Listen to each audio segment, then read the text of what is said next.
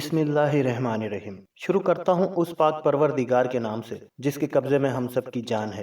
گلابی پوئٹری کے معزز دوستو، السلام علیکم۔ لکھنؤ کے بازار میں ایک غریب درزی کی دکان تھی جو ہر جنازے کے لیے دکان بند کرتے تھے۔ لوگوں نے کہا کہ اس سے آپ کے کاروبار کا نقصان ہوتا ہوگا۔ کہنے لگا کہ علماء سے سنا ہے کہ جو کسی مسلمان کے جنازے پر جاتا ہے کل اس کے جنازے پر لوگوں کا ہجوم ہوگا، لیکن میں غریب ہوں اور نہ ہی زیادہ لوگ مجھے جانتے ہیں، تو میرے جنازے پر کون آئے گا؟ اس لیے میں ایک تو مسلمان کا حق سمجھ کر پڑھتا ہوں، اور دوسرا یہ کہ شاید اسی سے ہی اللہ پاک راضی ہو جائے۔ اللہ پاک کی شان دیکھیں کہ 1902 میں مولانا عبداللہ لکھنوی صاحب کا انتقال ہوا۔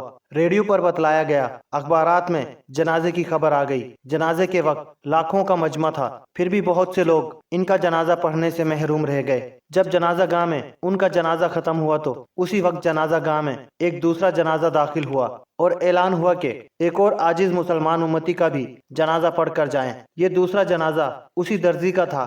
مولانا کے جنازے کے سب لوگ، بڑے بڑے اللہ والے، علماء کرام، سب نے اس درزی کا جنازہ پڑھا، اور پہلے جنازے سے جو لوگ رہ گئے تھے وہ بھی اس میں شامل ہو گئے۔ اس غریب کا جنازہ تو مولانا کے جنازے سے بھی بڑھ کر نکلا۔